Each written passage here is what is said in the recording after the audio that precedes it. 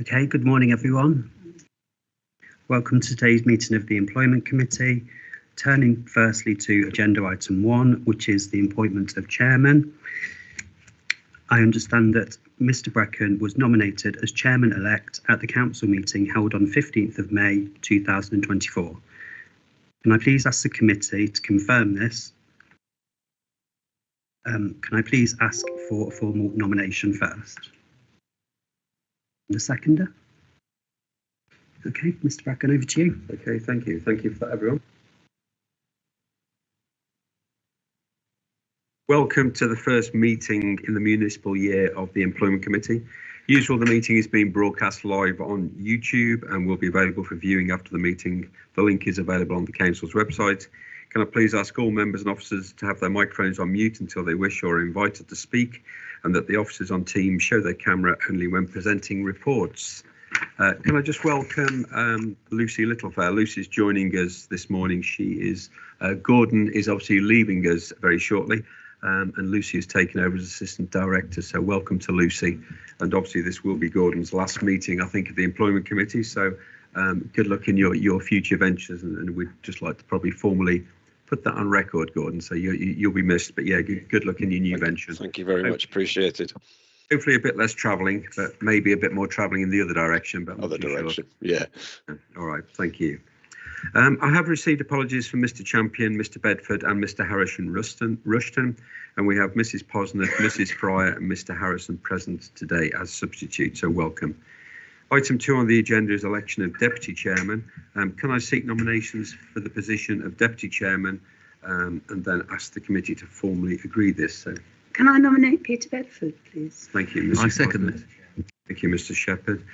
While I have the microphone for a moment, could I also add my thanks to Gordon for all his help over the years, and me personally, and his always worked for the council. Thank you, Gordon. You'll be very much missed, but I'm sure we all wish you all the very best in your new appointment. Thank you, Richard. Really appreciate that. Okay, I'm sure you got a few more of them to come, Gordon. So it's yeah. Enjoy your final weeks. Okay, so I've had a nomination second. All those in favour for Mr Bedford? Thank you very much, members. Item 3 on the agenda is minutes of the meeting held on the 1st of February. I move that the minutes of the meeting held on the 1st of February be taken and read, confirmed and signed. Can I have a seconder? Thank you, Mrs Broadley. Okay, thank you. I'll sign those after the meeting. Item 4, question time. I've received no questions from members of the public. Item 5, questions asked by members under standing orders 7.3 and 7.5. Again, I've received no questions from members. Item 6, to advise of any other items which the chairman has decided to take as urgent elsewhere on the agenda. There are no urgent items today. Item 7, declarations of interest in respect of items on the agenda. Do any members have any interest in respect of any items on today's agenda? You wish to declare? No, thank you.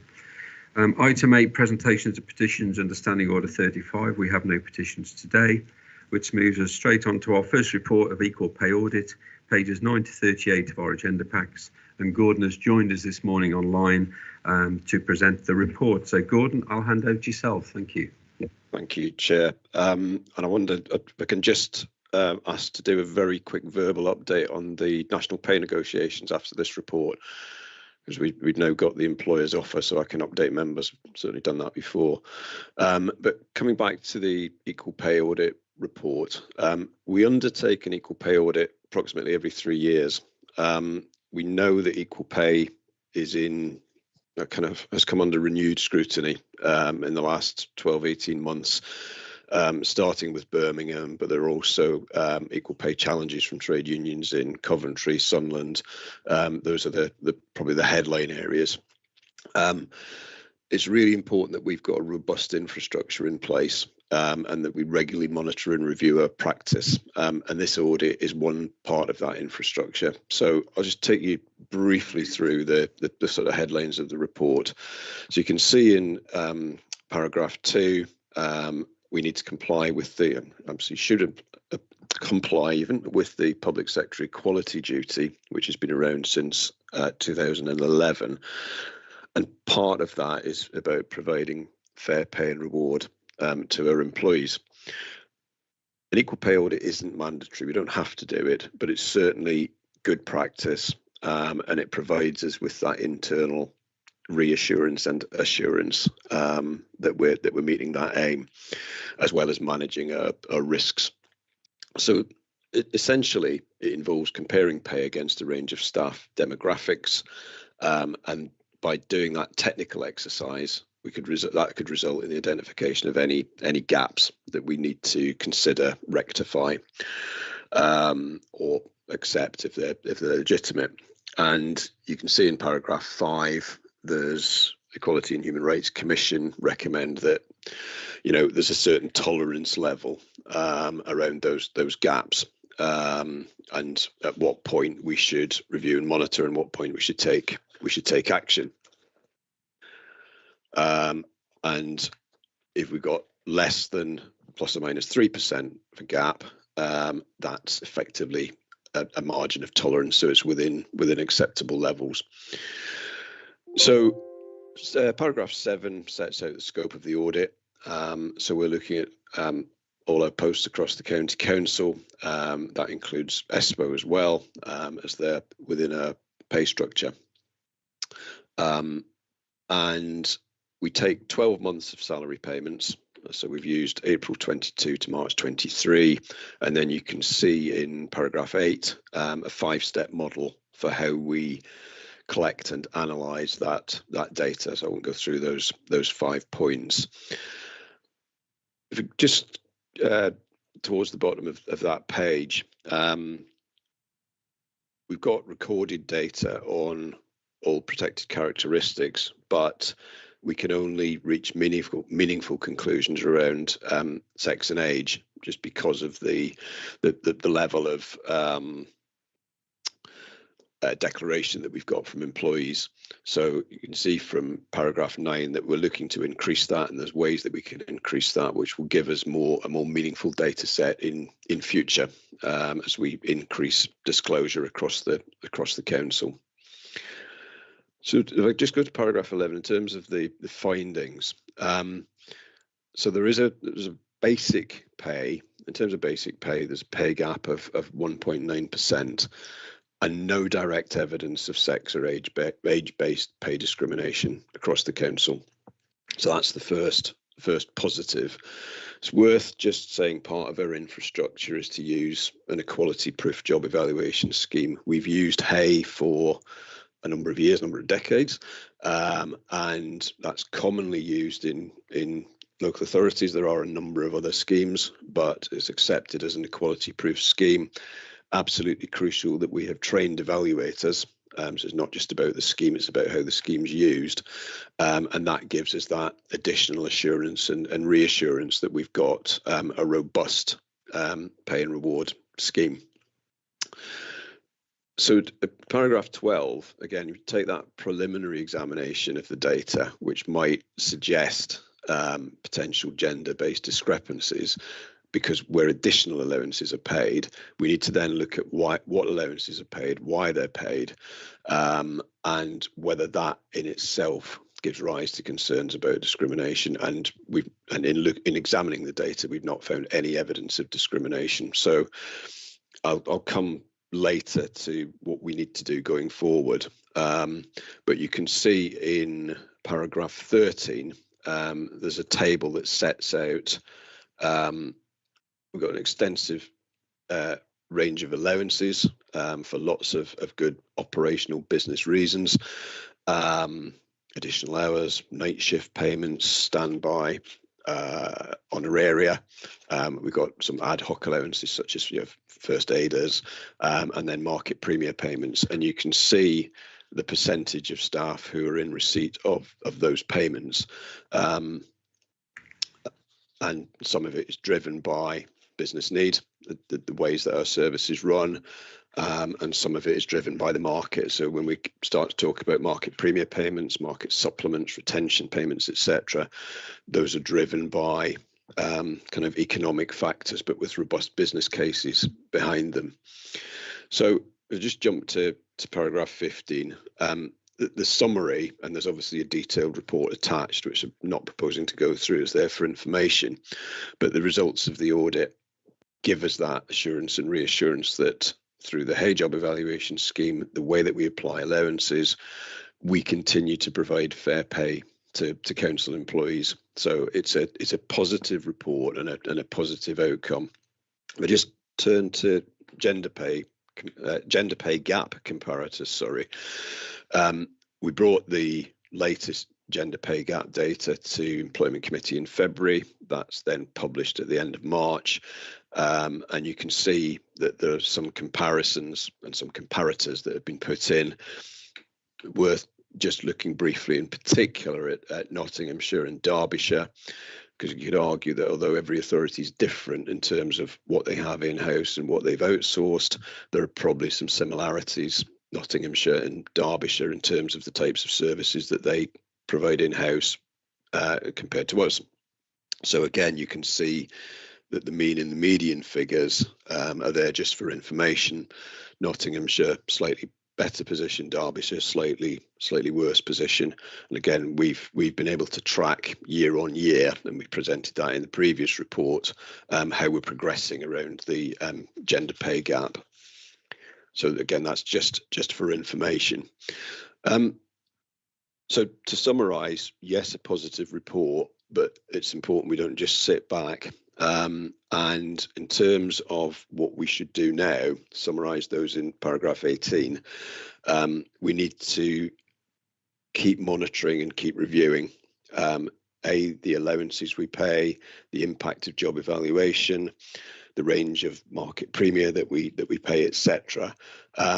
And to make sure that it's robust, the system is robust, the payments are fair, backed up by business cases where appropriate. But also there are some specifics around, there are some services who are paying high volumes of additional hours, and those can be looked at in more detail service by service. So we will have people on, contracts of X number of hours, but are consistently being paid additional hours. So is there something in the structure of those, how those services are structured, that needs to be addressed so we can reduce the volume of additional hours? And then maybe it could be a plethora of reasons why those are being paid. We'll keep reviewing sort of payments such as honorary, market premium, etc. Market premium is a good example of where they can be in place for 2 or 3 years, but should be monitored more regularly because market conditions can change. And then finally, further equal pay audit within 3 years, and again we'll go through the usual process and back to Employment Committee.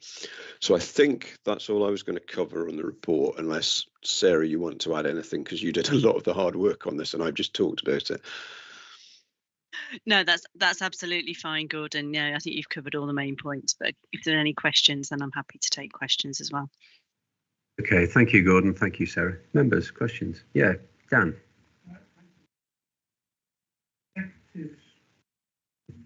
On the executive summary, 2.8, when you read it through, and particularly where it says excluded data where information is incomplete or where errors to data make it impossible to analyse the data without significant further investigations. Now, does that run across the whole thing? I'm uncertain and seeking advice on it, because when I read it, it caused concern, because obviously there's been a lot of work gone into this. But if the information, and then I realise as you go through it, you talk about there may be further information in the cloud that you could pull down to complement and allow that to sort of fulfil a figure then, a dimension. My concern there is also that if people have responded to a current request on information and they decline to give that information, would it wholly be appropriate or even legal to just draw it down and pass it and say, right, well, we've got all the answers we need now? So that's my concern, Mr. Chairman. Thank you. Gordon or Sarah? So I think there's 2 bits that I want, Sarah, that if you could just comment on the first bit around information incomplete or errors in data, and then I'm happy to pick up the bit around declarations. Yeah, the way we conduct the equal pay audit is along the lines of the Equality and Human Rights Commission. So they set out the guidance for how we should conduct an equal pay audit. So part of that is we have to start off and do an enormous data cleansing exercise, which members of my team and also members of the data and business intelligence team undertook. So we have to remove any incomplete data. So where we don't have a complete record for that whole year, that whole period that we're assessing, we have to remove any of those people. So starters and leavers within that year. Anybody where there's been a significant change in their employment during that year, we also have to remove those. So we take out all that information so that we know when we're actually conducting the audit that the data we have is reliable, and that removes the any concern that any data that we're looking at may not be truly reflective of the picture that we actually have. So that's the reason why we do that big data cleanse to start off with, so we're in line with those recommendations that the Equality and Human Rights Commission make about how you conduct the audit. So we're being consistent with their recommendations, so that if we, for example, if we were ever to get a challenge, we can say that actually we have followed what the steps that they've asked us to do. Okay, thank you, Sarah. Gordon, you were going to come in. Yeah, thank you. I'll just pick up briefly the bit around declarations. So when people join us, or if we haven't got information for existing employees, we do ask for, and this is voluntary, to declare so areas such as ethnicity, sexuality, disability, etc. There are a range of information that is held confidentially on Oracle, and the more we have, the better we can conduct exercises like this, and the better we can adapt our services, our HR offer, etc. But it is voluntary. We have to make sure that it's held confidentially and securely, and that when data is used, it's used in an anonymized way and an aggregated way. So that's the start of the report. We just talked about increasing. Some of it was data that didn't transfer across when we changed to Oracle Fusion from the previous system, and that's been rectified, I think, now. But also, and we're not the only authority with this ongoing challenge of increasing the proportion of people who are willing to tell us, that information around protected characteristics and some of the examples that I gave. So that's the context there. So we would certainly not take information and use it without people's permission. Okay. Happy, Councillor Harrison. Okay. Any other questions or comments? No. I think for me, I think the Equality and Human Rights Commission would come down in as if we weren't complying. So I'm sure they'd be the first to inform us. So that's good to see that we do that. Good to see that the basic pay gap is deemed as acceptable levels and margin of tolerance. So that's good.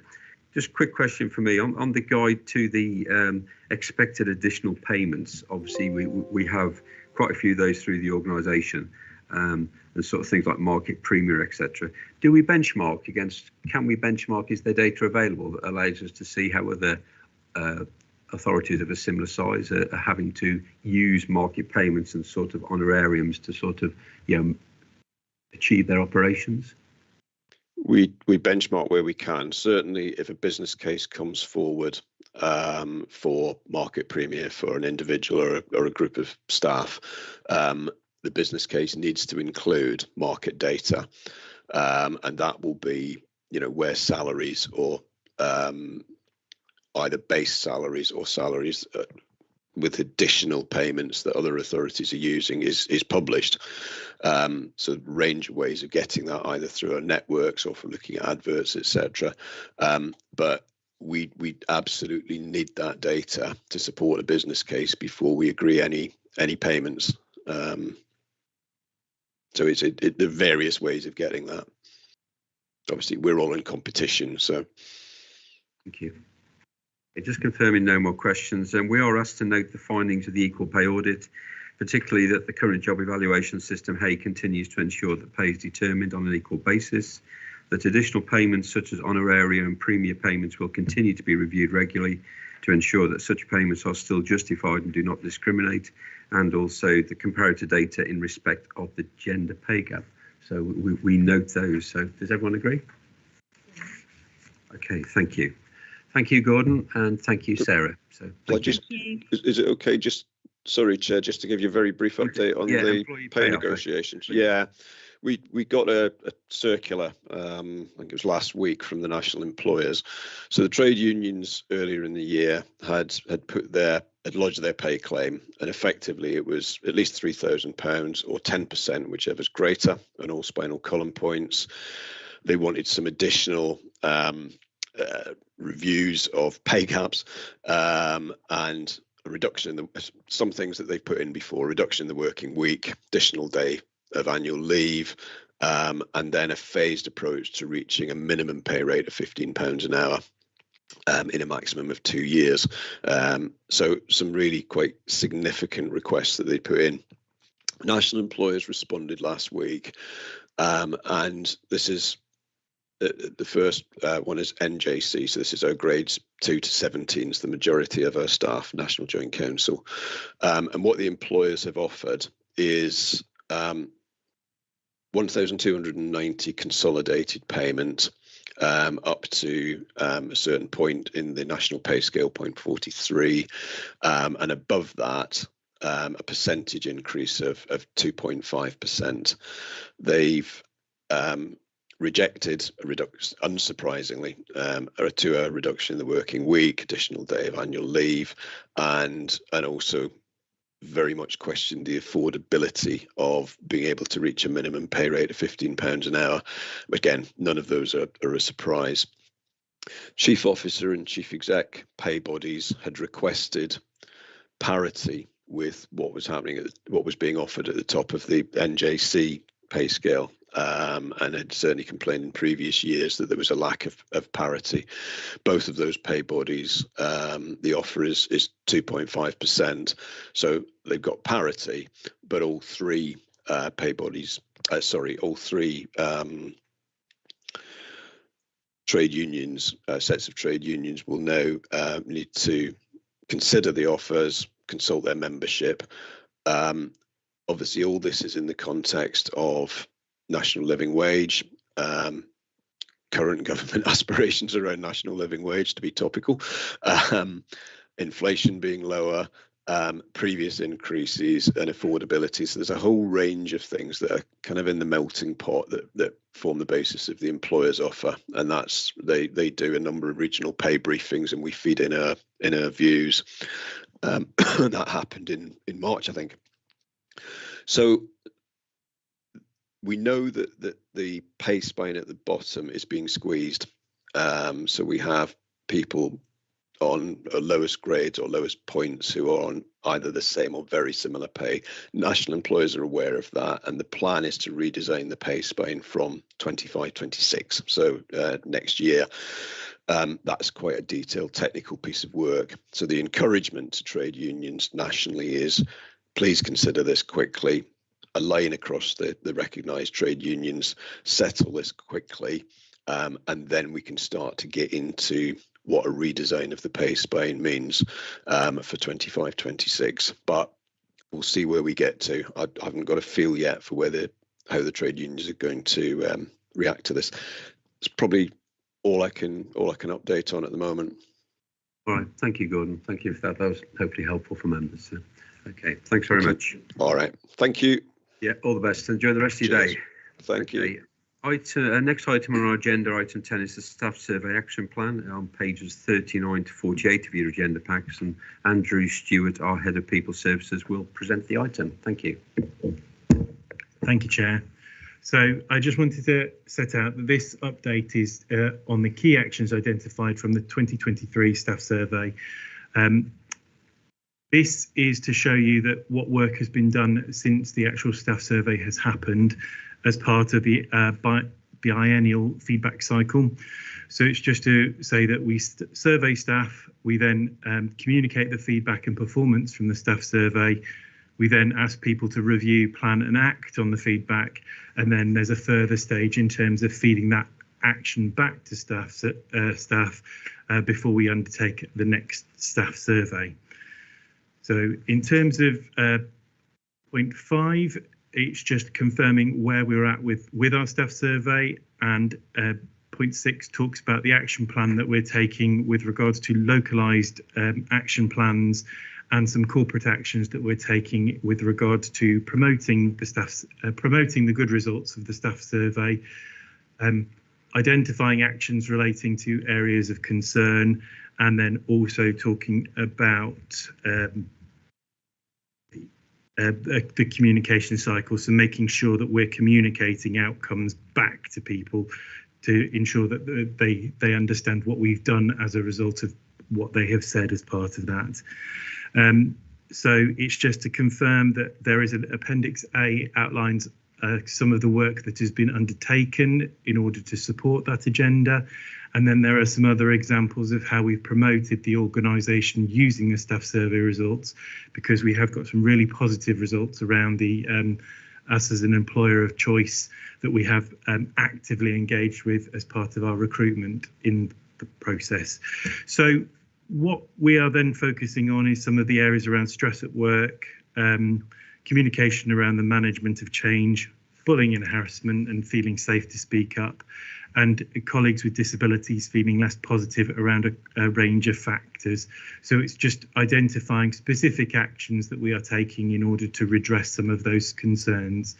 It's to note that we're asking, in terms of the findings, we are planning to do another report back to Employment Committee at the beginning of Q1 of next cycle in preparation for the next staff survey, to show you how effective the work has been undertaken and what we have done since the staff survey in terms of the full feedback cycle.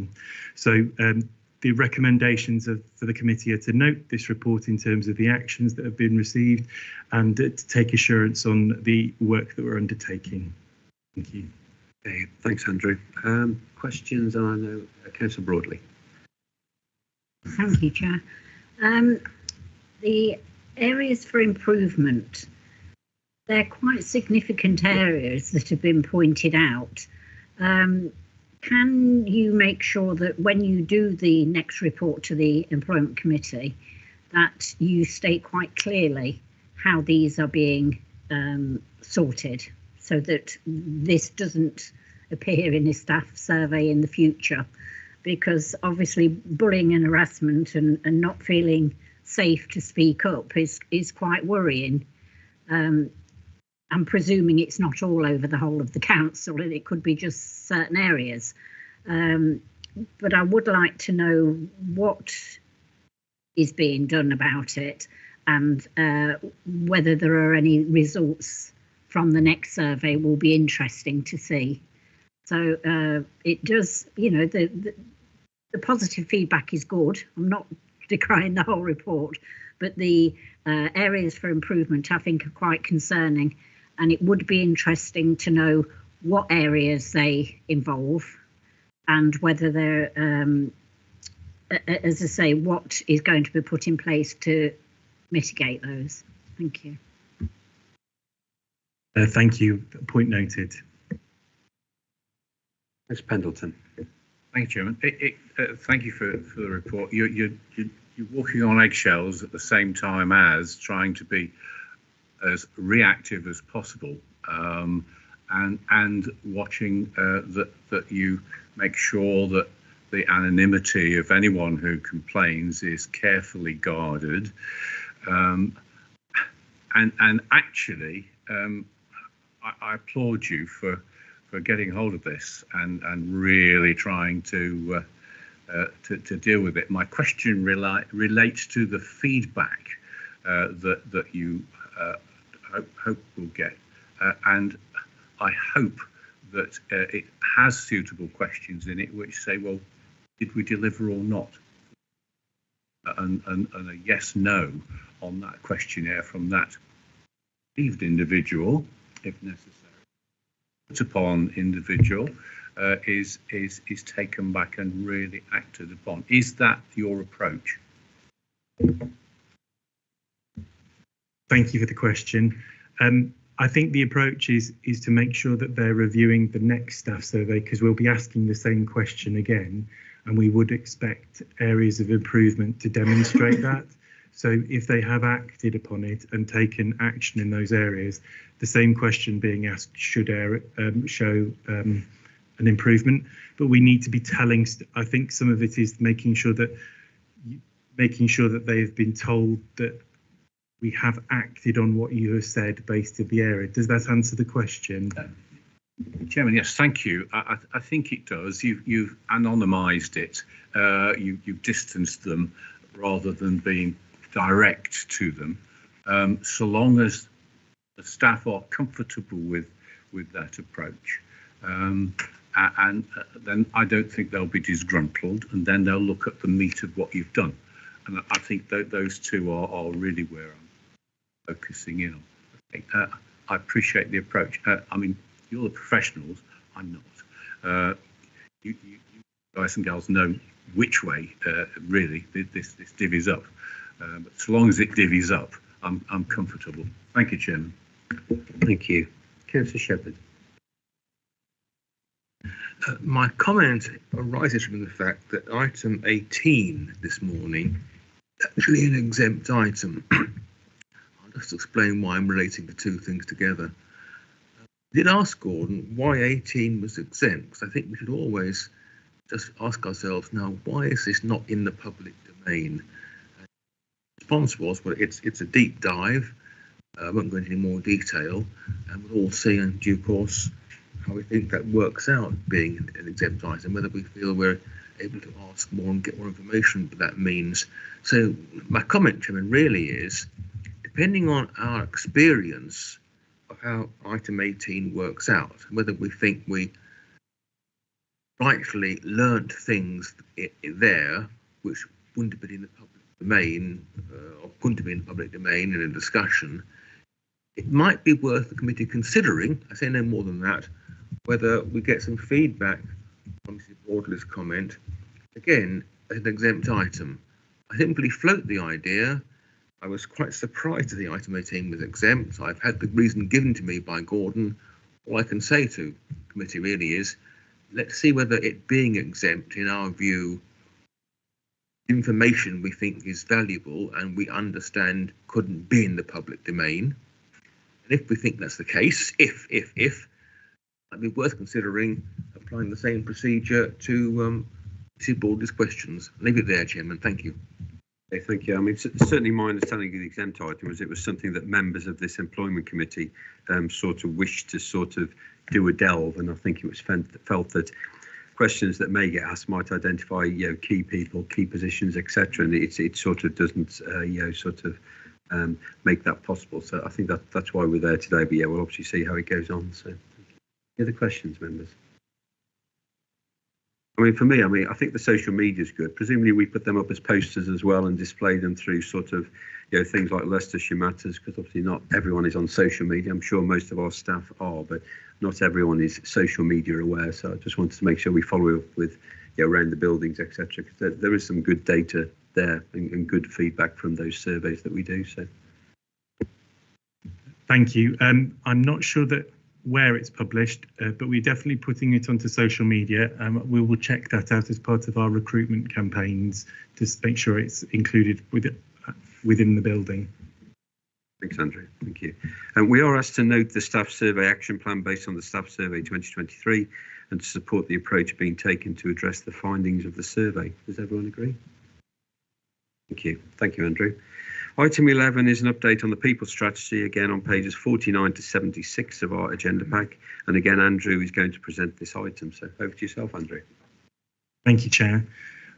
So just wanted to talk about the next people strategy. So this is an update on the piece of work that's already been undertaken in 2020 to 24, presented back in December 2020 to the Employment Committee. The purpose of the strategy is to set a very high level plan around learning and development opportunities, performance and productivity, and well-being, mental health and well-being across the organisation. It's to ensure that we can retain a committed workforce that understands our culture and works to its values and leadership behaviours across Leicestershire communities. So we have set, in terms of paragraph 3, we have set out what we see as a high-level plan to anticipate the demands that has been put into a more detailed document in Appendix A. This is meant to be shared as a PowerPoint presentation and as a video, so unfortunately it doesn't have the same effect on an electronic paper.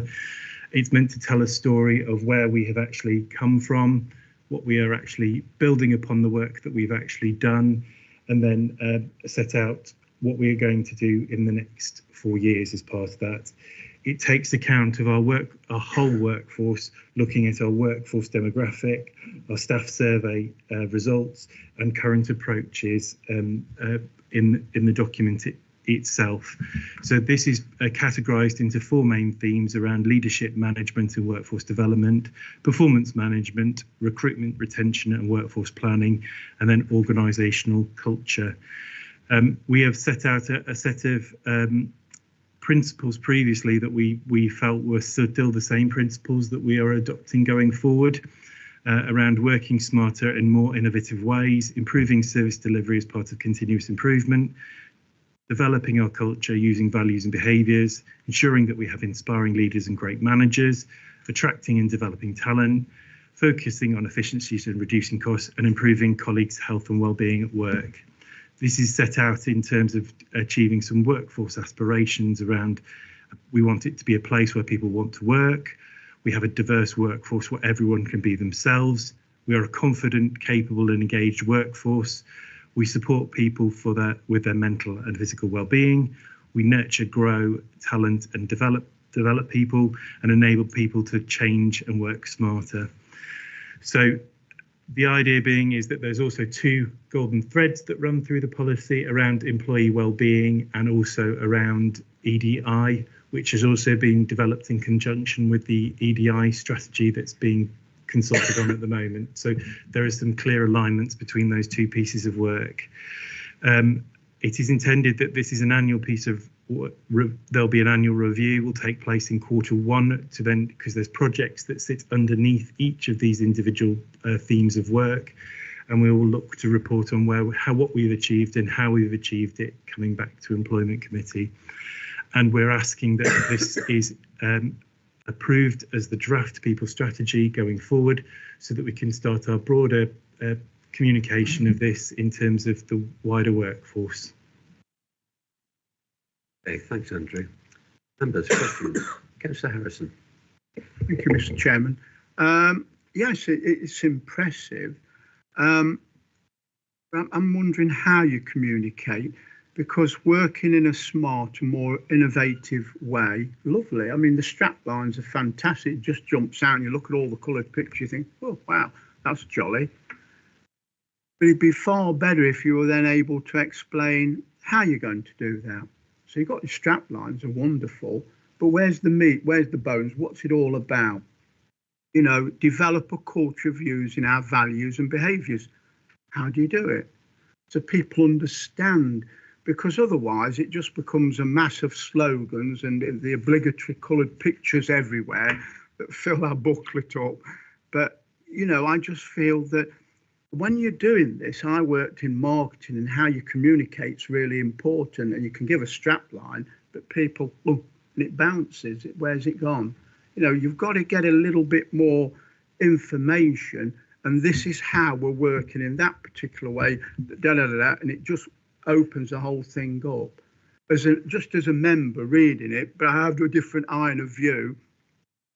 It's brilliant, but there's no substance. Where's the substance? So if you're able to follow up with how you do things, then it's much more believable than just a slogan, because everybody's put slogans out. Everywhere you look, there's slogans and bright coloured pictures, but what does it really mean? How are you going to do it? Thank you, Mr. Chairman. Thank you for the question. I totally agree with you in terms of the point being made. We are moving to try to be more evidence-based in the way that we approach these things. So each of these objectives and each of the projects will have an evidence base behind them, and we'll be developing key KPIs and metrics to understand how we're going to improve the performance as part of it, including things like the staff survey, our workforce demographic, looking at our training figures, our attendance figures, those kind of things, because they all, when they're put together, they do give a picture, and that's how we're trying to promote and live the strapline, so to speak. So it just becomes the way of working at Leicestershire County Council. Yeah, no, I totally agree, because for me it's about being able to articulate what's going to be different, isn't it? Okay, so what are we gonna see? What are we going to hear? How are people going to feel? Yeah, and we need to be able to, to literally, be able to tell people. And I think that we may want to consider, it's a draft people strategy. We may want to consider actually bringing it to life a little bit more, rather than, as you say, you could possibly pick it up and it looks fairly similar to lots of other organisations. And as an employee within Leicestershire County Council, which is ultimately who we're speaking to here, isn't it? They need to know across the next 4 years what's going to be different then. Yeah. So I think that's the piece of work that I'd like to do, going forward. In terms of the high level themes, I think they're spot on, absolutely. And it's now bringing that to life. Yeah. And then as we're going out and we're launching it and that type of thing, people are quite excited about it. And actually that really helps. So I totally take on board that feedback. Yeah. I was going to say, just is it on the same point? It is. Trevor, okay, because then I'll go to Mrs. Broadley. So thank you. If you carry on, if it's on the same point, yeah. I mean, I love the broad approach. That grabs you, but you go right. So what do we do? And you're absolutely right, and I'm glad Councillor Harrison's actually made the point. Can I ask? It's just a supplementary to that, because he did what was necessary in my book. 4 years. KPIs over 4 years. Is that what we're doing here? Is that the time span, the lifespan of this, or is it a 12-month lifespan and then a review? How will those KPIs, when they're measured, then form and improve this? Just give me that, because I might like to ask that those come back here, so we can have a really good look at them and be reassured that, I mean, this will be brilliant. It's on its way. Thanks, Jim. Thank you for the question. So we currently have a programme of activity for each year at the moment. So it's reviewed in an annual cycle as part of that, because some of the objectives we have to take account of the environment that we're in. We need to have some changes. But I think there are some key KPIs and metrics that would run across each of the years. So it's just defining what we're going to be looking at from that perspective going forward.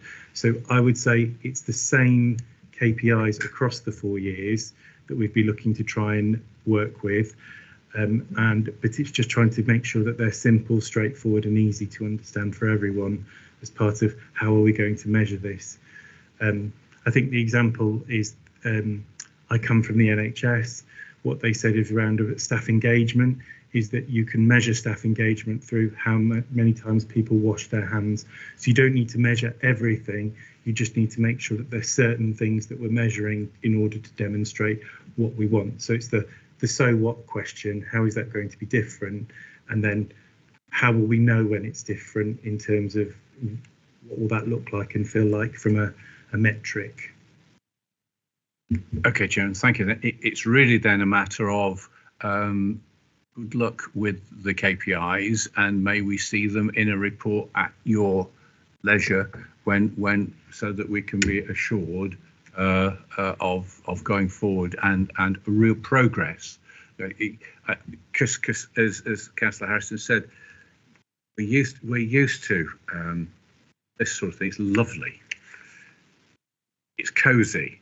But actually getting in there and proving that it's been delivered is another thing, and that's the key. And I appreciate that. Thanks, Chairman, for the from Mrs. Broad. Okay, Mrs. Broadley. Thank you, Chair. I will just comment on, I totally agree with what you've said. It does, having worked for Leicestershire County Council for many, many years, you do get as a member of staff a bit fed up of straplines. You know, this is, oh, here we go again, and another thing.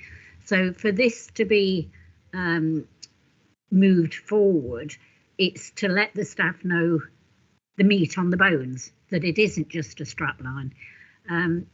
So I totally agree with what you say. What I was going to say originally was I found the chart that's here with the breakdown of the disability status, gender, sexual orientation. It was the age group. If you look at it, it's on page 62. We've got an ageing workforce. I mean, we're probably well aware of that. And whereas these are all good ideas, I would imagine that some of these people aren't even going to be around to do it. So when we're talking about recruitment and retention, the recruitment, people of a certain age are going to remain because they're going to get my pension. I'm going to do it. You're on the downward working life, if you like. But if you look at the figures for younger people, 20 to 29, we employ 579. Not a lot of young people. I will be aware that a lot of young people don't want to go into care. It's hard work, and they don't. It's not an aspiration for them. But it's looking at our workforce on how we can get and recruit the younger people in, because if not, when these people of 50 to 59 or 60 over 60 go, we need to have a workforce that's going to accept these values, want to work for Leicestershire County Council. And it is worrying that the majority of people who work for us are over 50, really. So it's just, if you can think about the recruitment of these people, give them, people need an incentive to want to stay, and your strategy for moving up the ladder is a good one, but it needs more punch with it for people to know that this could be a career for life. I need to be able to work my way up to a certain level. So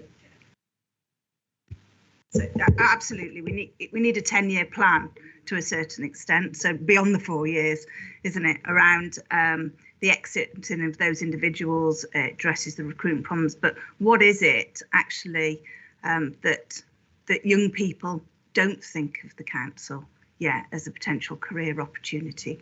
You know, I happen to have teenage children, and lots of their friends, are actually and themselves deciding not to go to university anymore. And there's a real cohort of people potentially who are finishing, at the kind of A-level stage. And I don't think people, and they don't understand what the councils they do, don't they? And actually, we're a huge employer with such a wide variety of different, really interesting roles, for individuals. And whether that young person or their parents, they should be desperately trying, to think that there's an excellent career opportunity there for me. So it's what we do, to attract those people in, and then we grow our own, can't we? And we develop them, and actually then, all the struggles we've got at the moment around our middle management and our senior management about being able to retain and attract people, then we've got them there. I go back to the YTS days of years ago, isn't it? You know what I mean? To a certain extent. Oh my goodness, if you could get a YTS within the council, that was fantastic. And we need to be, thought of as that kind of employer. The media doesn't help us, does it? Because it's constantly putting kind of negative messages out there, isn't it? And we need to do everything we can, actually, to change that perception, of the council as an employer, and make people actually, really positive. So that's my kind of vision as to what we need to do. But it's a 10-year plan, really, to a certain extent. So Andrew, did you want to? obviously this isn't my paper, and actually Sharon does more work on recruitment. So I did some statistical analysis across the council. This was a couple of years ago to look at what our average age was, and it was actually 43. And the bulk of our workforce is actually between kind of early 30s and mid 50s. Actually, when we look at a lot of the design of our jobs, they're actually mid-career jobs. And that's some of the and as business partners, we have regular conversations with the services that we work with around the design of their jobs, because do we design jobs for entry level, or is the nature of the work that we have actually complex? Do we think of our work as really specialist, and do we actually think of and design the work that we have for people to literally walk in off the street and be able to train and be ready with it? And that needs to be some of the thought process of our managers, of the things that we support in people services. Some of it's about apprenticeships, and that we do lots of work with apprenticeships, but it's also about mindset, and do we actually have jobs and have work that is ready for people to train from, being really fresh, and also for job changes. People don't start in a career now and stay in that career forever. I still did. I started in HR, I'm still in HR, but people don't do that. People start in a career and they swap around. They want to move, they want that breadth. Do we have work where people can transfer their skills? So things like that, we need to be really much more flexible. And it's not just about people in people services, it's all of our managers and our job design. So I think those are things that we'll need to, people like myself and Cheryl will be trying to support our job design and our on-the-job training to be a lot more flexible, so we can try and make that window of 30 to 50 broader. We've got a really loyal workforce. I wouldn't want to take away from that age group that we attract are really loyal. They really value the work that we have here, and the things that they can get from the council, the ethos, our organisational values, and they stay with us and they contribute lots. So, but it would be really good if we can bring that down and start to get more people in their 20s, as you were saying. Thank you.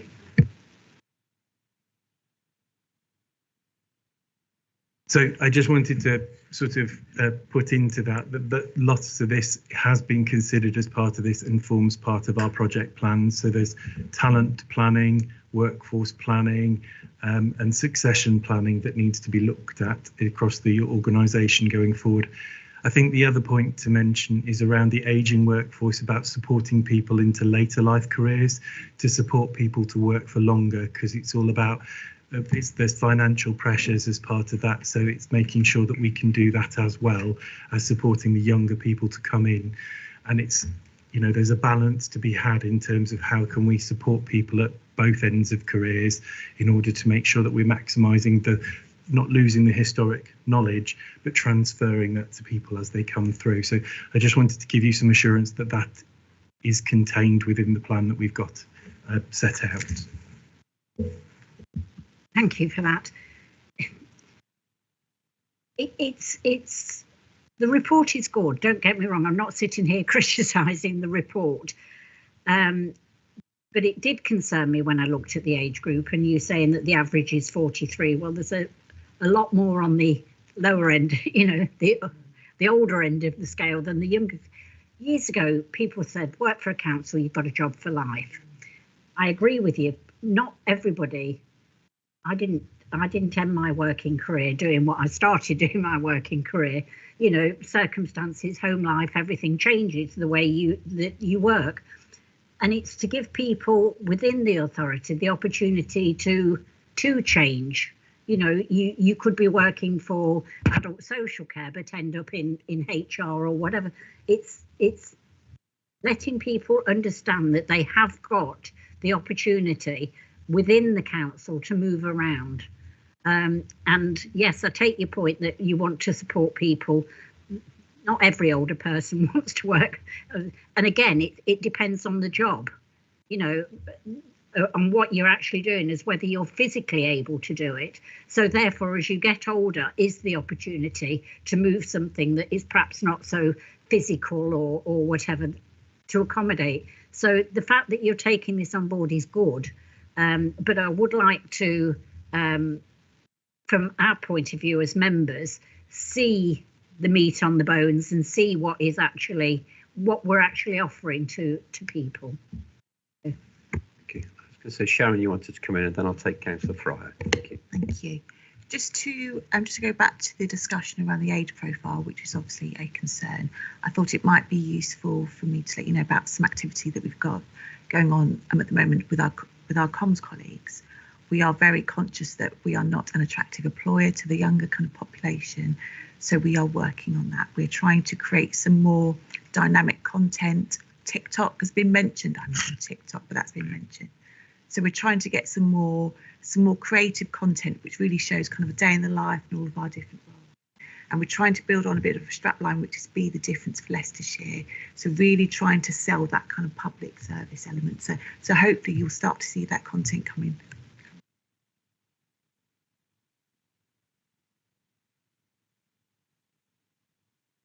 Thank you very much. I haven't sat on this committee before, but I find it fascinating. A couple of things I would like.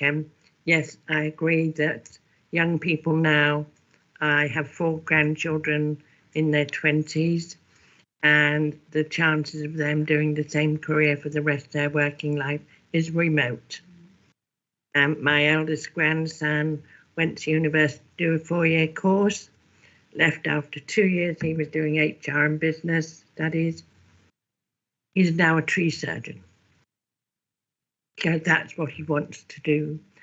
Do we publicise great ideas coming forward to engage, but do we start young enough? Are we going to the 16 and 17-year-olds? Because a number of parents and societies still pushing, you should go to university, but the younger people don't want a lot of debt. They don't want to come out behind other people. Like this eldest grandson, he is now 3 years ahead of his friends that went to university, because he's been in full-time employment since he was 20 and paying into a pension fund. So do we start young? Do we go to the careers festival fairs? We've got great colleges and schools in this county. Are we pushing out to them? Because they start deciding which way they're going, not at 18 or 19, but before that. It's when they're starting to choose O-levels, whether they're going to do the less academic in a way, but the more like what you mentioned, the YTS schemes, the vocational, and the councils, especially one of Leicestershire, has a wide variety. Are we in touch with young farmers, colleges and things? So you've got the ideas, but I want to know how that's going to be pushed out, through what method. Thank you. I'm sure the officers are going to answer that, because I'm sure we do that. But yeah, I'll hand over that. Can I just check before I'm going to go? I'll take the answer. I've got Councillor Harrison. Can I just check with Pam? Yeah, I just wanted to say. Okay.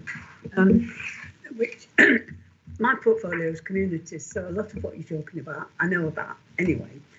But last week on Monday, I think it was, I on Zoom I joined a deaf awareness hour, and it was absolutely fascinating.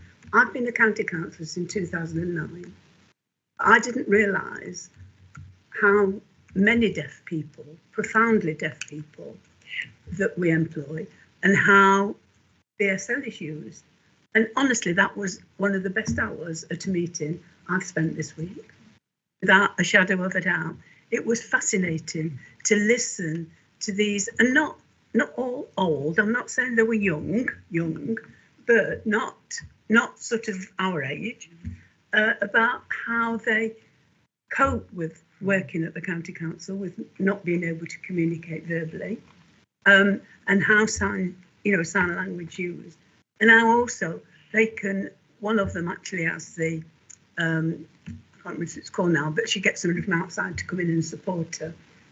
But that's been going for years, hasn't it? I didn't realise access to work. I didn't realise it was still going, because I know the first time I came across it, it was a social worker, and it was how they were doing their care of that person with the access to work, and this lady actually came and worked for the council, and she got this help in, and that's what one of the deaf people that was doing. But if it's shown again, I would advocate that some of us just go into it, because, as I say, I've been here since 2009. And yes, I know about disabilities. I used to be a nurse. I know about all these things, but I didn't realise the input that we're putting into something like deaf awareness. And congratulations to everybody who does it. To go back on the question about attracting people young enough, we do go out to colleges, we do go out to careers fairs. Could we do better at that? Yes, probably, and that's what we're looking to set out within the plan. So it's just making sure that we have limited resource to go out to these things. So it's making sure that we're strategic and we're getting the most bang for our buck from that perspective. Thank you, Councillor Harrison. Yeah. Very briefly, the strapline, a world of opportunities. You've got to get your vision right. You've got to be able to inspire people. And that, if it's complicated and muddied up with all sorts of language, a world of opportunities, then you've got to sell. You'll attract their attention and you'll give dynamism to it. Otherwise, it's just blank. Councillor Harrison. I think that's been a good discussion, so thank you for that. I mean, for me, a good strategy should bring about sort of the change or continuance, but I think behind that you've got your planning, your policies, your procedures, almost your ways of working. But I think it was a good document. It was interesting. It was a colourful document, but there is a photograph on page 53 in black and white, so yeah, perhaps that needs uplifting to colour. But I have to say, I think that's been taken off the Freeport sort of images that exist. So we are asked to approve the draft People Strategy 24-28. So does everyone agree? Thank you. Thank you for that, Andrew. Item 12 is a report on performance and productivity. Again, this can be found on pages 77 to 88 of agenda packs, and Andrea Denham, our HR business partner, is going to present the report. Andrea.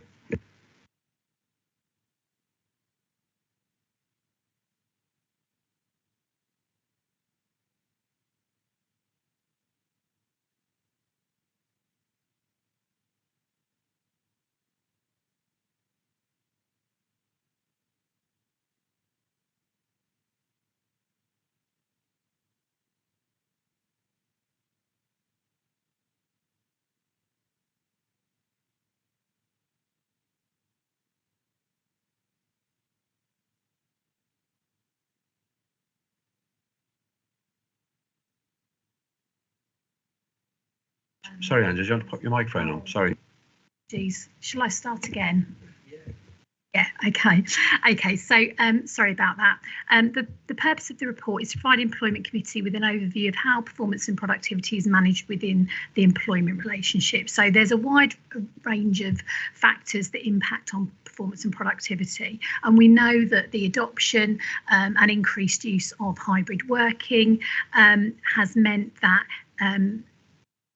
that there has been an increased focus on and a range of different views have been expressed about how performance and productivity interacts with hybrid working. In terms of the policy framework I've set out in this section, obviously all the different HR policies which are relevant, and also set out that performance and productivity across the council is set within a framework of departmental performance. So obviously that each department has their own business plan, there are individual service plans, and obviously those all link into the council's strategic plan. So there is a wider framework of organisational performance before we get down to the employment relationship. But obviously today I'm talking about performance specifically within that employment relationship, obviously because we're in the employment today. So in terms of our performance management approach, so what is performance management?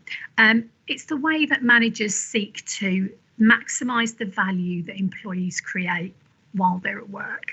So it's the sum of the processes and actions that we seek to maintain and improve team and individual performance in line with the council's department service strategies and planned objectives. So all the things that we do to try and get people while they're at work to achieve all of those things that we've planned out. How do we go about it? How do we make people work in the right direction? All the things that they do every day, and make sure that they're doing all the right things. At point 5, I've just pointed out, obviously, in terms of our performance management, we try and do this within our organisational values, and I've just set them all out. I'm not going to read through them. I'm sure you've seen our organisational values many times. They're obviously signposted throughout the council, but I think it's really important for us to remember that obviously positivity, trust and respect, flexibility, openness and transparency. In terms of the way that we manage individuals, those are the standard. We trust our employees to do a good day's work, that when we give them their objectives, we trust them, we're open with them, we allow them some flexibility, and we expect those values back from them. So that's the base standard of how we work. In terms of how people managers work, they're central to good performance management. In terms of being able to help people be their best self at work and being able to achieve high performance, those people managers are key in terms of helping individuals achieve that.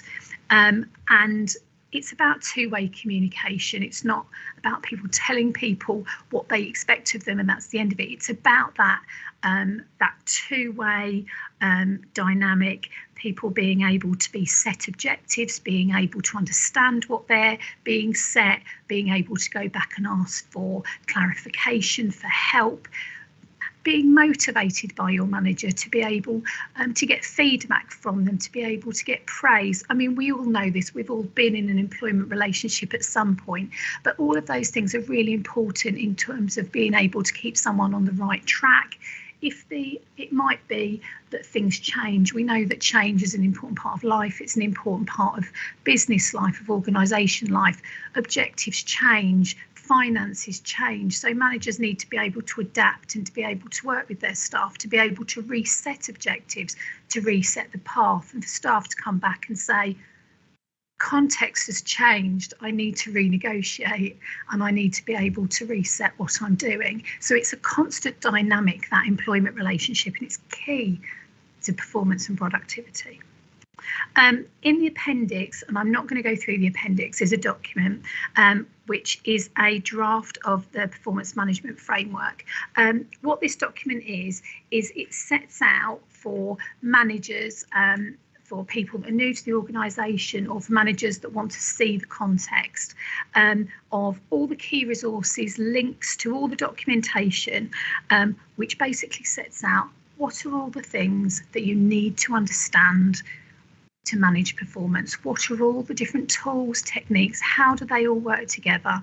There are other documents in the council, like the business planning documentation, things like I'll talk about in a moment, in terms of organisational context. There are things that are on the Leicestershire County Council web page that managers need to understand, so they understand the organisational context. So the document in the appendix sets all of that out, so they haven't got to go looking It's all there for them, so they can understand what their responsibilities are, and they can pull that all together in one place.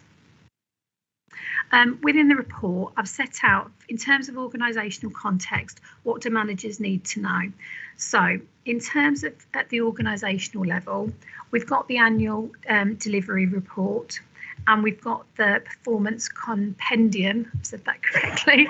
It's always a little bit of a mouthful, but we know that the annual delivery report gives us an update on our performance against the strategic plan, and then the performance compendium gives us a benchmark, which I think is really important for managers to understand, because it shows us a benchmark of performance on a number of different indicators of us against other councils, and it also shows us our performance against our available spending power.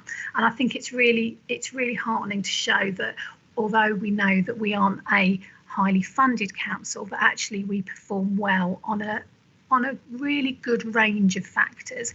And I think when managers are working in particular services, it's useful, it's really important that they understand where we sit in all of those areas when they're managing those services, which is why we've put that into that framework, that they understand that context. And I think it'd be really hard for them to manage those services without understanding that context. At departmental level, on the intranet, all of the departments have published their departmental plans, and I've set out within here that obviously if you're working within a department, you need to understand your departmental service plan and the objectives, because you need to understand that to be able to understand which are relevant to your teams and which ones need to feed down into your individual objectives. And then also for heads of service, they will produce service plans. Obviously we have one within our service, and those flow down from the business plans. Moving on to performance management actions, I've listed here, obviously there's more detail in the appendix around the range of performance management tools that support managers and employees to set expectations, monitor progress and achieve results. They're all things that you will have seen previously, one-to-ones, annual performance reviews, and all of the documents that we use to set the expectations, particularly for managers. And then moving on to addressing underperformance. We know that there will be occasions. We know that there are situations where people won't be meeting the expectations that we need. That is a natural course of running an organisation. Not everybody is going to be able to meet the expectations. So we have policies and procedures to manage that. And in those situations, an HR advisor will support the manager through that process. So I've put in a paragraph just around how that works. Obviously, the majority of people will work with their manager to, work to the standard that is required, but there will be those times where we need to be able to address underperformance. So we have that in place. Moving on, productivity findings and considerations. I've added in some information around some studies. So there are many reasons why performance and productivity are impacted at different levels. So I've just set these out. The Chartered Institute of Personnel and Development, CIPD, which is our body, published a report on flexible and hybrid working in May last year. There's just some key percentages there. So 38% of organisations said that home or hybrid working had increased productivity. 49 said there'd been no impact on productivity, and 13 said it had decreased productivity. And 46% of the employees within those studies perceived that it had of the employees in those organisations said that they'd been more productive when they had worked from home or hybrid. In the next paragraph in the same study, one of the interesting points is that employers had said that hybrid working had created a more positive impact on attraction and retention, 60%, and that's one of our key drivers at the moment, and has been for quite a period of time. So obviously hybrid's something, and I know that there are many different views about hybrid, but obviously recruitment and retention is something that is a priority for some people, not for everybody, but it is for some people. It is an attraction. So it is something that we do need to keep on our radar, because we know that it is something that can impact on recruitment and retention, and flexible working practice is something that many people look for when they are looking for an opportunity.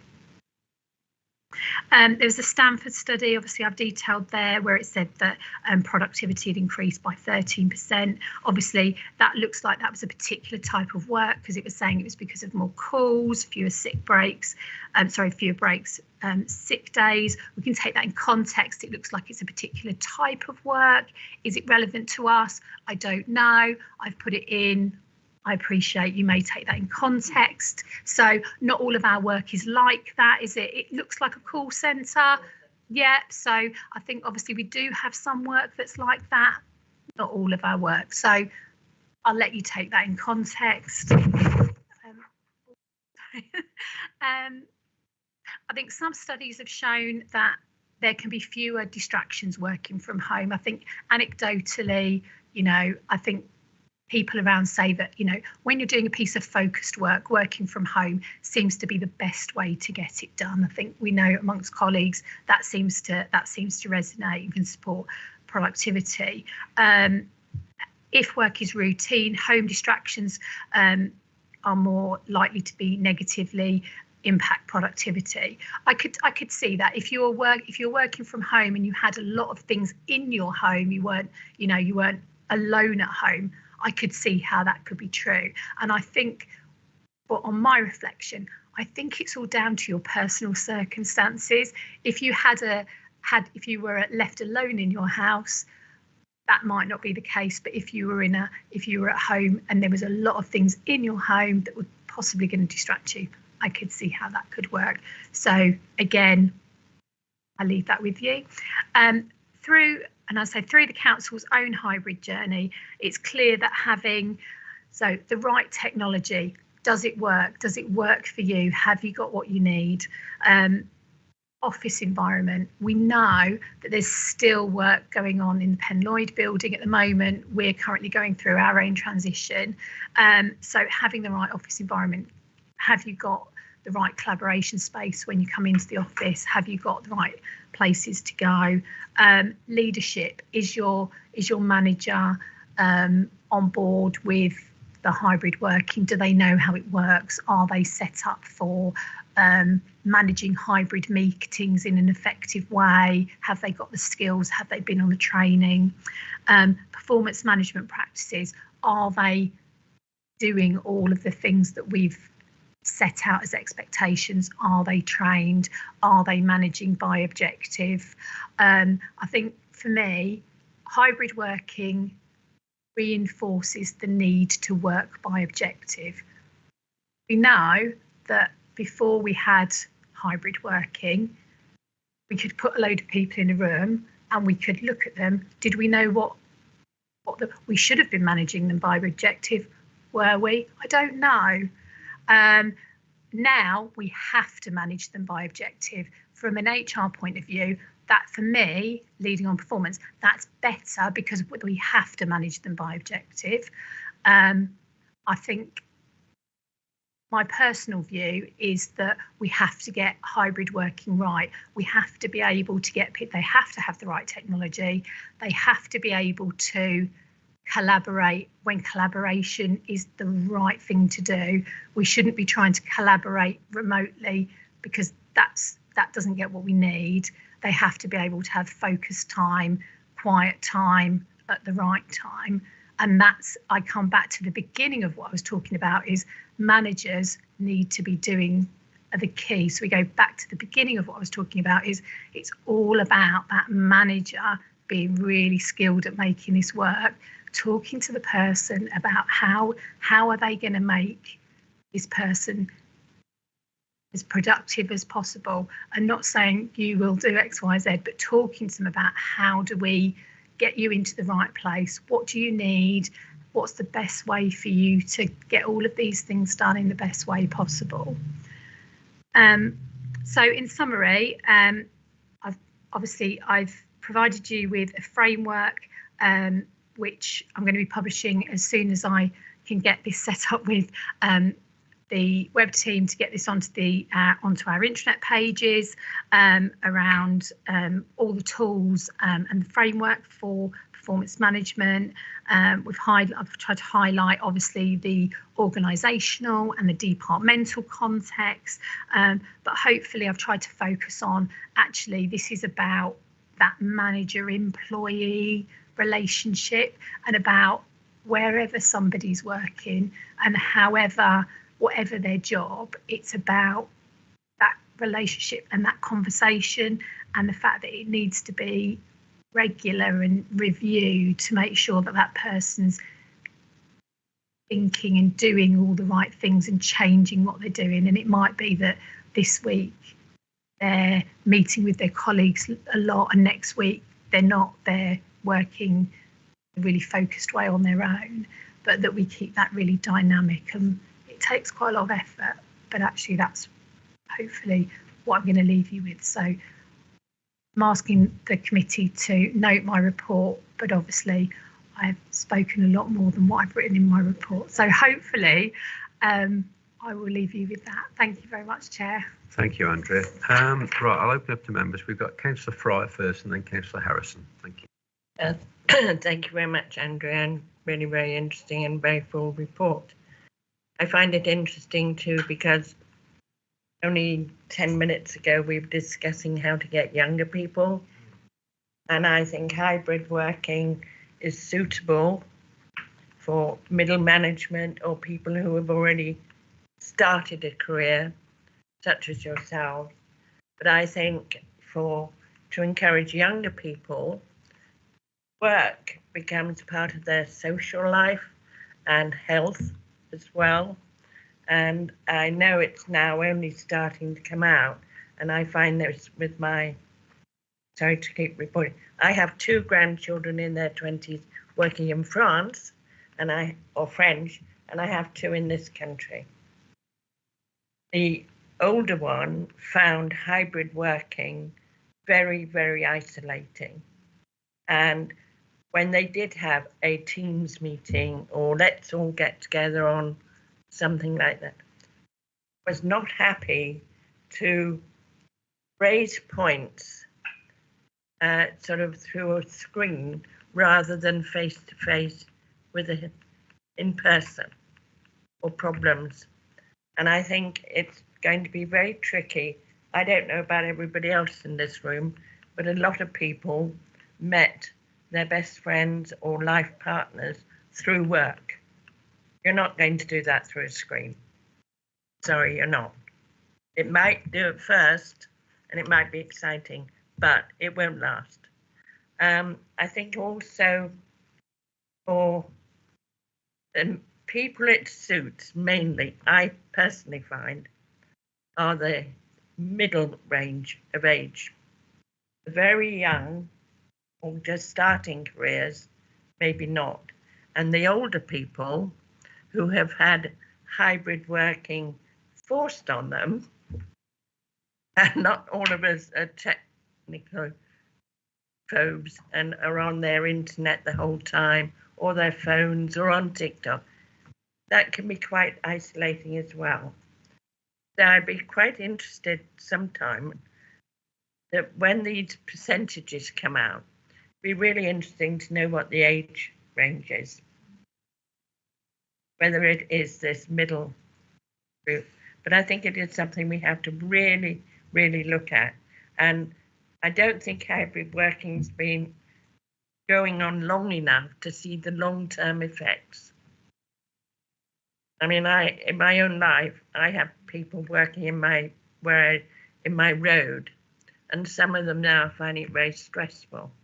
They've got teenagers, they've got older people that, it's okay.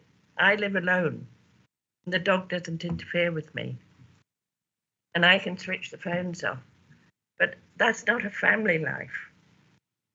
And I think it'll be interesting to see what happens in the next few years.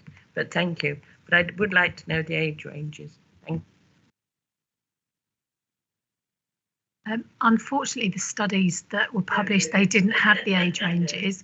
I think we would need to look at where we go with our staff survey going forward. If there is I can't promise today, I think if there is opportunity in the future for us to look at further questions, I think that would possibly be an interesting thing that we could look at, because I think it's a reflection that I see as well. Mr. Harrison. Chairman, there's always somebody going to rain on your parade. I've always been a big advocate of staffing work, and it is important. I've experienced both running a business for satellites up and down the country and into Europe, and it is a tough job when you cannot contact people regularly, your phones and all sorts. But so how do you monitor them?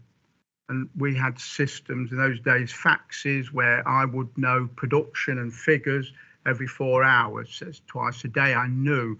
So we know nothing. I've got a document at home where a senior manager says, yes, trying to talk to some other staff, would you contact Councillor Harrison, because so-and-so needs a very good friend of the county, trying to help. A month, 6 weeks, still heard nothing. Now, there's numerous complaints. I've tried it on the phone system, trying to dial in, because parish councils, members of the public say it's absolutely awful. So I try it. And the last, about 2 or 3 weeks back, I thought, I'll have another go at this then. So you greet and everything else, you're online. And after about 20 minutes now, the bot cuts you off and says, I'm sorry, we're no longer able to connect you. Please try again. So the phone goes down. Hang on, I haven't said who I am yet. So the frustration is there, and we want more bots. I was in a meeting where they told me we want more of this, more of that. And the isolation, because later on you're going to look at the results of isolation and the mental stress. And I predicted it over 3 years ago. It would become a serious problem, and it will, not only with staff and the cost of loss factor, because you've got to look at all of that. How much is it costing us as an organisation? I think it's about 5.5 million, that little exercise. But it is going to be more and more significant. People like to meet together. They like conversation. They like to remember, so it's your birthday, how did you get on there? It's community. And we are those sort of people. Put them in boxes and isolate them, and they're on their own. And they have to make up their own world, and they'll do this and do that. And you try to contact people, I'm not available, not online. And you go through all this process. Well, could you tell me when they'll be online? Is it later on this afternoon? No, I can't tell you. Are they on holiday? Oh, I can't tell you. So there is walls there that I've experienced, but also parish councils. I have 8, and I meet them regularly, and you talk to them. Oh, it's hopeless, Dan. And it really is hard to be able to communicate and to do things. So I think the public's perception is it doesn't seem to be working. And I think ultimately you'll probably find it is hard to monitor when you're a skilled manager and you know how to motivate, but you know what you want from that group or that person. So you're able to build the guidelines. Can you report back? Can you let me have that by 3 o'clock? I need to do this, do that. If there isn't the discipline, and people aren't used to discipline in local government because you're not commercial, although you are financed by the public, but we serve them, it's all part of public, and it's public money. So I think it's important that we don't get carried away who pays the bill, because here we have grants and we have council tax. That's it. And it's a good business, a good model, but we know we can't get all the money we want to keep funding us. So you have to look at it and look, how efficient are we and what can we do? Because I just feel that your mental health and other issues and problems will come into it. Now, you want to make an attractive area and you want to sell a dream to people, you know, sat at home on a phone, you know, you'll do, I think I'll have a cup of tea, or hang on, I'll just watch the news for, you know, it can't, when you're together, you're in a group and that's how normal work occurs. The pandemic was something horrendous and a one-off, but they've hung on to the pandemic. It's great, we like that. But you have to think, is it value for money? Because that's what I always say to people. We have to have a balanced budget and value for money. And you've just got to think, is it really value what we're doing? And it's all, you know, as I say, rain on the parade, but not disrespectfully. I have a point of view. And I just think from my experience and knowledge, I only employed 262 full-time, but there was 500 or 600 contract people. It's steady enough to keep me thinking all day long, well, what's happening and where we are with the business. But when you go into the thousands and the different departments and everything, you've got to really know what you're about for the benefit of the staff and their health, but also, is it value for money what we're doing? So that's the criteria, regardless of what the dreams are. Yeah, we can all stay at home and we could do this, do that. But you have to think when it comes down to, is it value for money? Thank you. Okay, thanks, Councillor Harris. I think it is interesting. I think people have various views on sort of hybrid and why we did it, why we went there as a local authority. But I know Lucy wants to come in as well, and also let Andrea reply to that as well. So Lucy first. It is fascinating. It is absolutely fascinating, isn't it? And to a certain extent, you can't get away from the fact that the operating context has changed. The pandemic has changed, yeah, the world of work for us. And I think, you know, we need to recognise that for a lot of the staff within the council, things haven't actually changed. For our highways workers, our care assistants, life hasn't changed for them, hasn't it? So we are only talking about our office-based staff, aren't we? Yeah, to a certain extent. And I think actually, if you spoke to some of those individuals, then I think they would echo what you said. There are advantages and disadvantages from the way that they are now working. I know for me personally, you know, the stress I used to have of trying to get into the car park every day, and if I wasn't, and having dropped my children off and having to get parked up by 8:30, or I'm then trying to, you know, poor residents of Glenfield, and we were laughing earlier, the last time I used to come to employment committee, all I spoke about was the car park, yeah. Was that, you know, to a certain extent, that for some individuals, yeah, there are still those advantages and disadvantages, and it's about the nature of that work. I think what we have to do as an employer is recognise that operating context has changed. The decisions we've made about our accommodation have changed for lots of different reasons, haven't they? But has our management style changed, actually? Because I think we do need to manage our staff differently. And we might still be managing them in the way that we used to when we could pretty much see what they were up to, couldn't we? And if they were having a chat and how long had they been stood at the photocopier. And do you know what I mean? And I think that's what we need to kind of bring more up to date, is about our management style. And actually we need to do some work as kind of HR colleagues around that. And I think also recognising, this goes through to our people strategy, is that we are all individuals. So in my current service, I have got some staff who, you know, for lots of different reasons, and some of that's neurodiversity, yeah, or just them and their personality and their character, that being in that busy office environment with, you know, people having a chat about what they watched on the TV the night before was really distracting for them. And actually, they're more productive, aren't they, in the way they do things. For other people, oh my goodness, well, is it? Is it? We need to ask. This is more about getting this. We've always just got to think it's about getting the very best out of the people that we employ. And for some people, that's being in the office, because that's brilliant. Other people, it's spending a little bit more time at home, and it's also about bringing them together. And I think That's where we've got our focus time is about. Ultimately, this is about delivering good value for the taxpayers, isn't it, to a certain extent?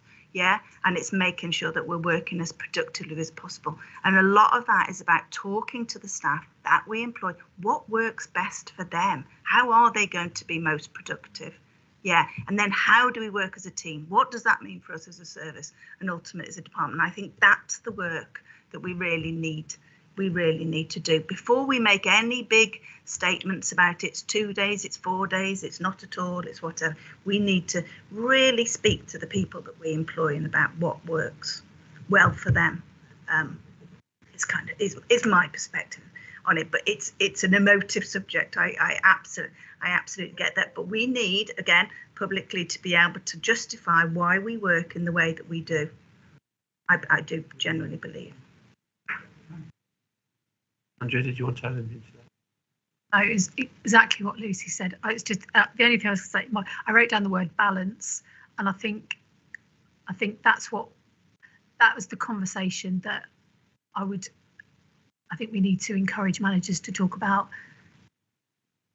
and we need to be able to make sure that we've got options we have less accommodation. That's the reality, but we need to make sure that we are sweating the accommodation that we do have, and that we shouldn't have desk space that's not used, that we could be using if people want to come in and use it, and we need to be asking people if they want to come, but not pushing people to do things that's unproductive for them, but making sure that people know that there is space available that they could use, making them think about what they could use.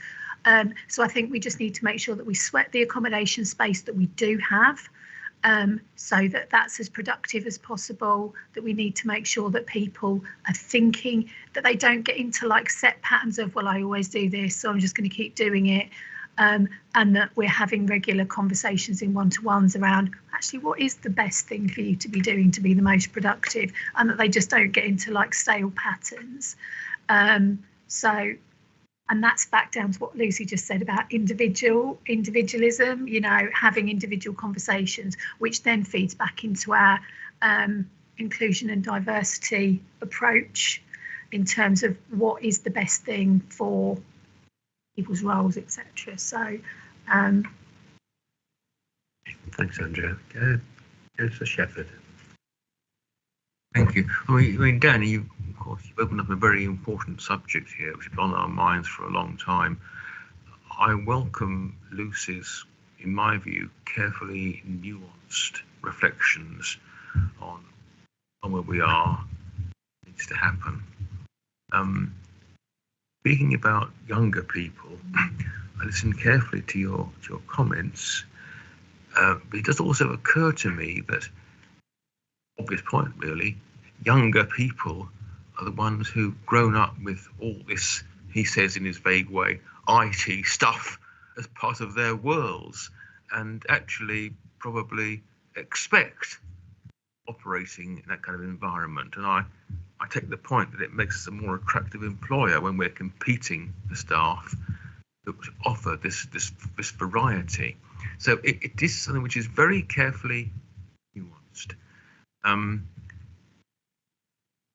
I'm glad to hear Lucy reflect, as she has done, on her thoughts about the way we explore those nuances and explore individual ways of working.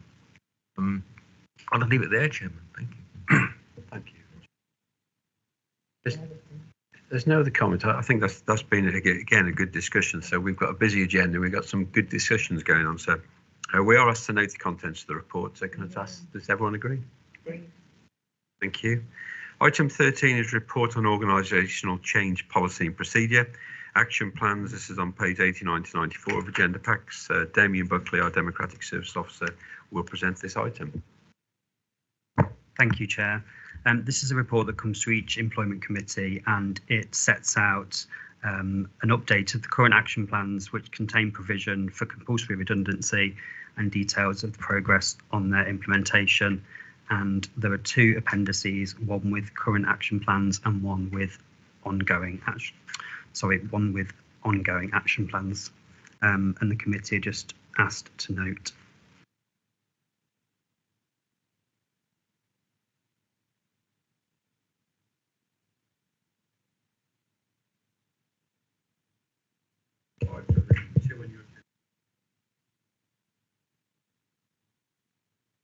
Thank you, Chair. The purpose of this report is to bring the sickness absence position at the end of March, Q4, which is obviously the year-end position. There are no policy changes proposed, and the previous position, which was Q3, was discussed in meeting in February. The table at point 4, if I may, I had some additional figures for the end of April come through at the end of last week, which are an improved position. So if I may, just give you the additional numbers just verbally. I discussed with Gordon before he obviously. So Chief Execs is now 6.00. Obviously that is a slight increase, but the others are all reductions, which is obviously why I would like to tell you. Environment and Transport is 9.33. Children and Families is 8.68. Corporate Resources is 8.57, so that's quite a big change. Adults and Communities is 9.99. Public Health is 4.23, and at the LCC level it's 8.80.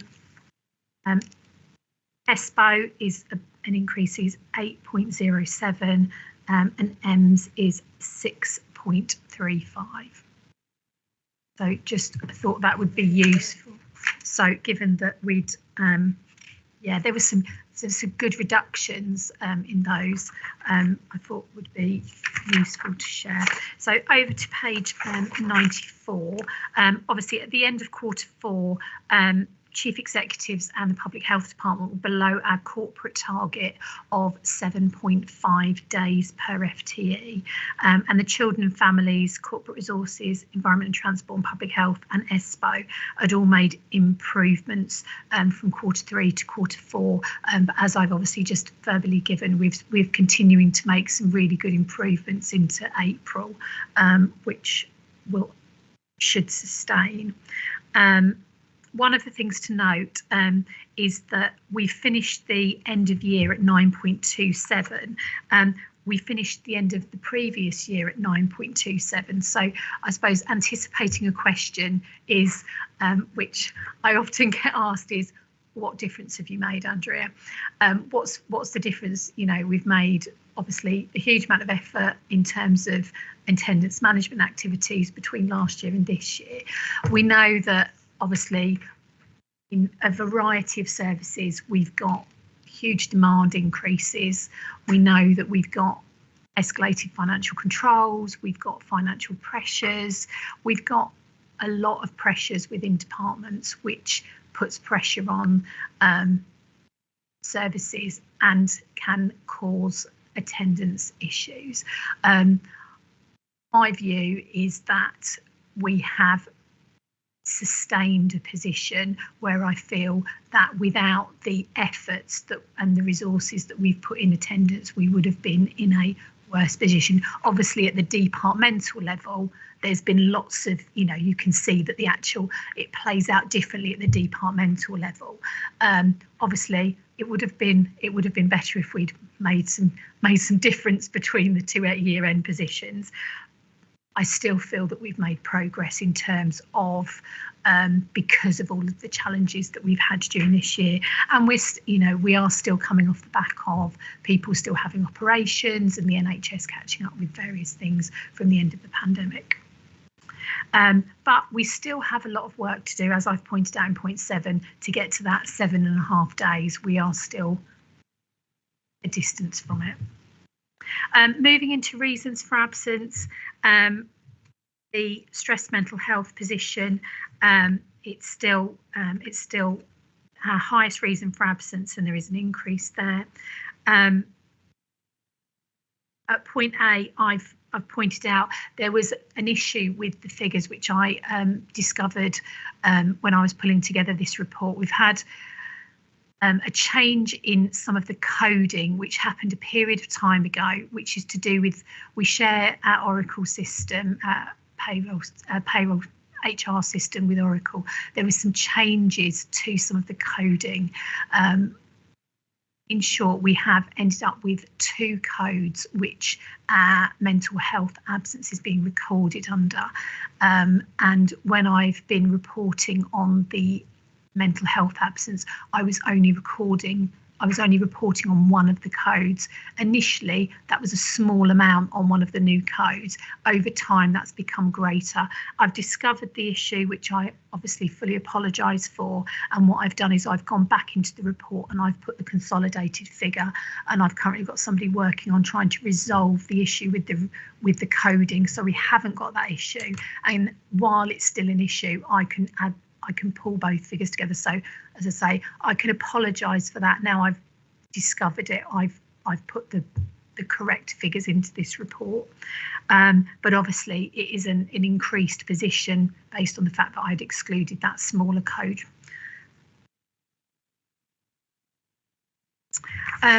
Going over to the page onto 95, a series of tables for departments. I've put the top 3 reasons for absence by, these are 12-month periods for quarters 1, 2, 3 and 4 for 23-24, and the year-end positions for 22-23 and 21, oh sorry, 21-22 and 22-23, and then those 4 quarter positions. I think on reflection, when I look at the departments, there's a lot of differences between the departments. It's not, you know, when you look at the whole council, it looks one way, but when you look at the departments, they are really different in their makeup. Obviously, one of the key observation is that the COVID and the cough, cold, flu, that over these periods, that's reduced a lot. And as that's reduced, the other categories have picked up. And depending on what the department is, depends on what the category that's gone up. So it'll either be the mental health one's gone up or the musculoskeletal's gone up. And it depends which department it is in terms of which one went up.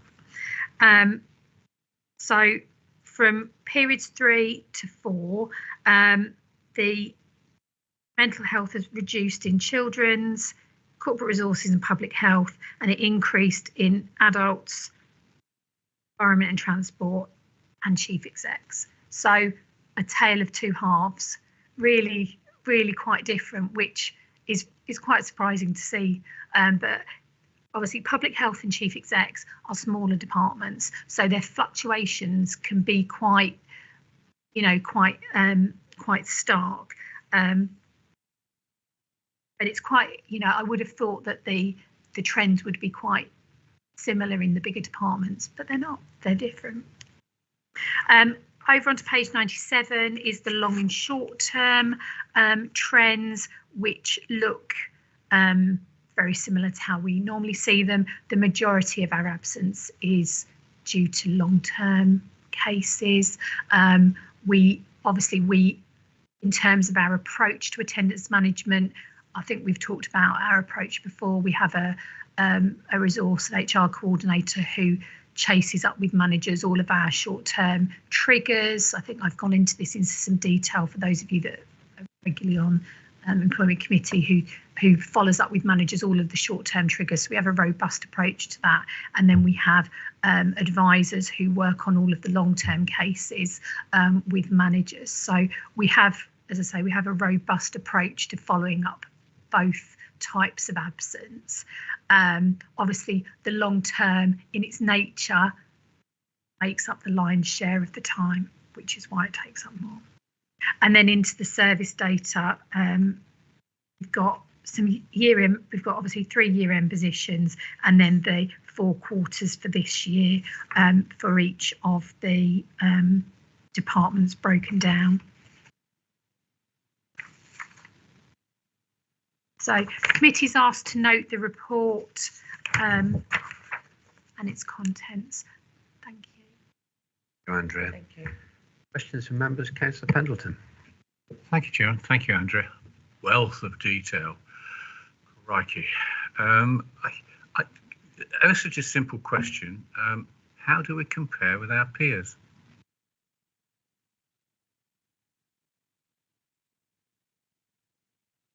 Are we obliged to compare ourselves with our peers? Of course, sorry, I didn't mean to say I need to know now.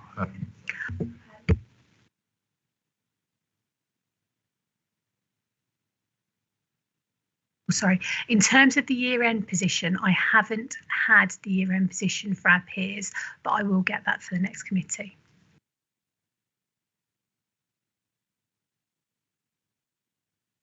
Sorry, yes, just a yardstick. Are we not now? Are we way ahead of it, or are we struggling? I mean, as an employer, we like to think we're jolly good, and I think we are. But it would be nice to just touch base with our outer circle, if you like, and see if we can at some point. Thanks. We're usually in the middle. But as Andrew said, I mean, if we can have that in report, it's always good to get benchmarking data. So yeah, thank you. Councillor Harrison. Chairman, looking at 97 days lost, 7,389 days. Right. 97. Is 97 at the top, 12-month cumulative.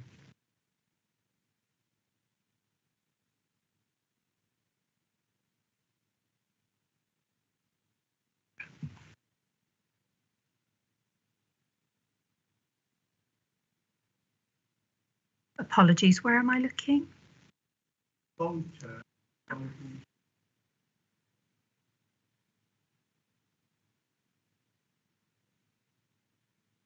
Page 97.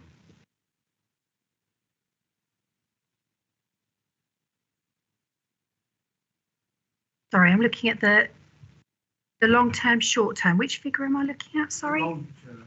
Long-term for adults and communities, did you say?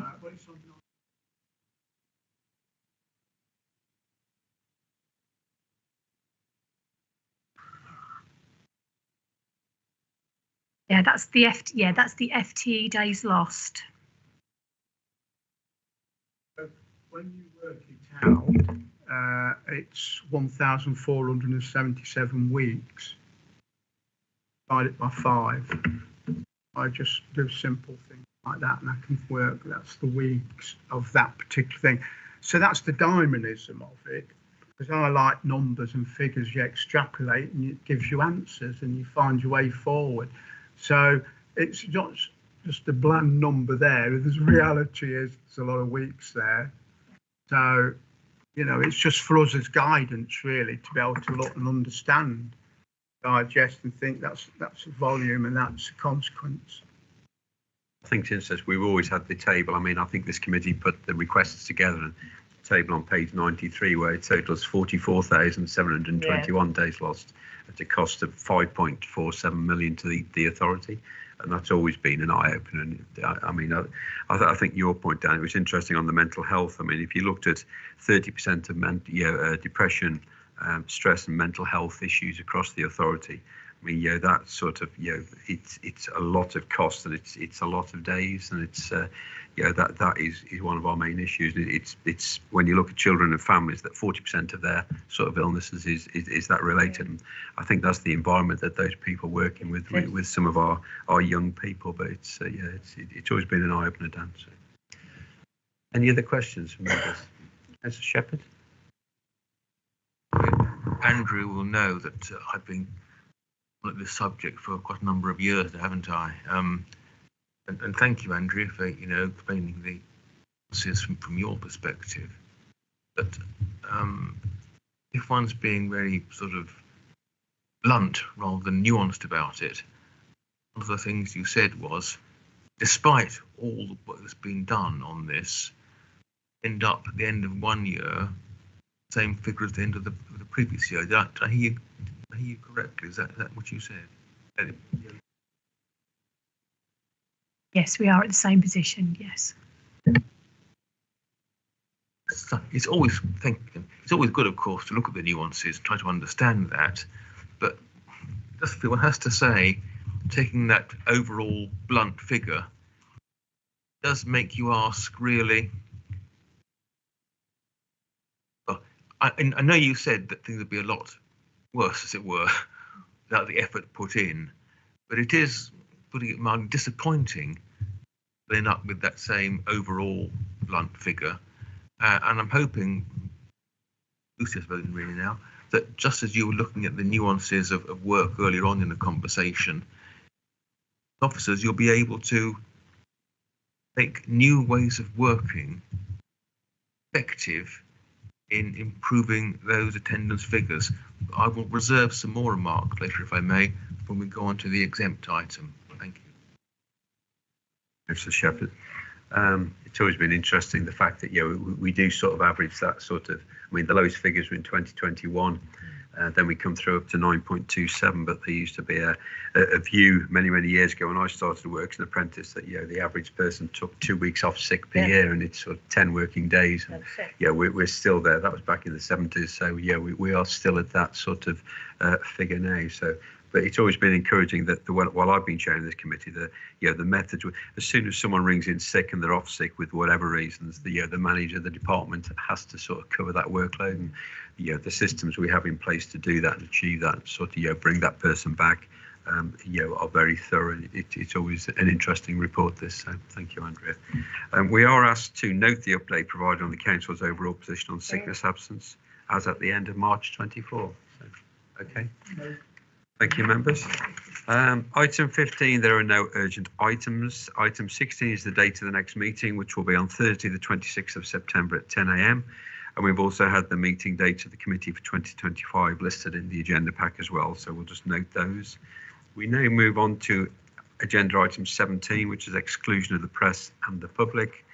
The press and public are likely to be excluded during the following item of business in accordance with Section 100A of the Local Government Act 1972 for attendance management and focus on environment and transport. So I'm just going to wait to confirmation the live stream is finished.